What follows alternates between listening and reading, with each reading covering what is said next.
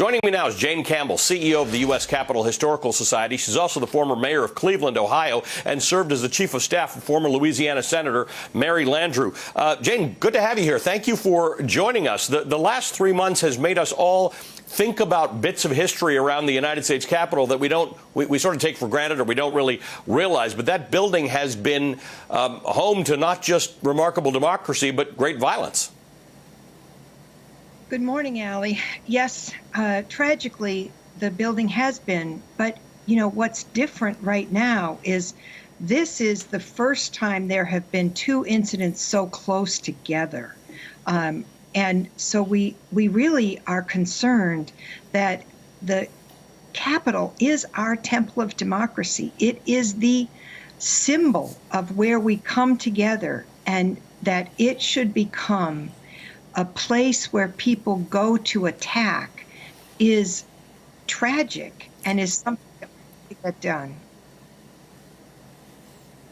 I want to quote from an op-ed that you wrote for The Hill, in which you say, our government of the people, by the people, and for the people starts being a little less so with every measure that distances Americans from their representative government. So whether it's from 9/11 or we can actually show our audience all the way back to 1915, things that happened at the United States Senate or House that were, that caused extra security to be put in place, you are worried that the more you distance people from their legislators, the more distance that temple of democracy becomes.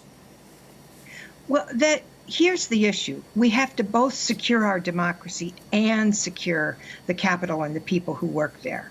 I honestly believe that it is, if you look at the honorary report, he talks about the importance of investing in intelligence.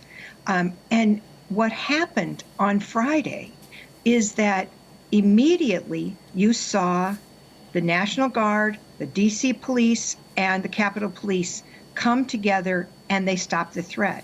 Tragically, we had an officer die and an officer injured. But the security worked, even though the external fence had been removed. And so we have to think about part of the way that we secure our democracy is by encouraging people to feel as if the people who work in that building work for us and are going to listen to us.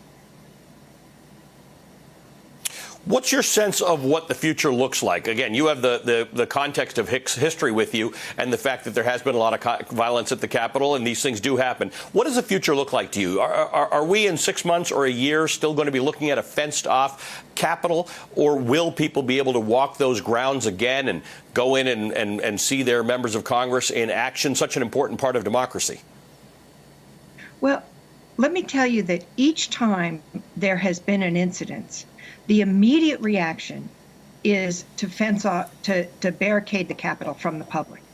And each time Congress decides that access to the Capitol and access to the public is important.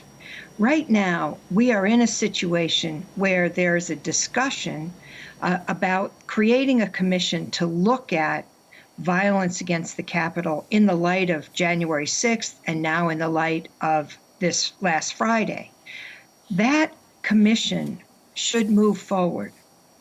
When we had 9/11, there was a commission, but it took almost a year for the legislation to get passed, for that commission to get created.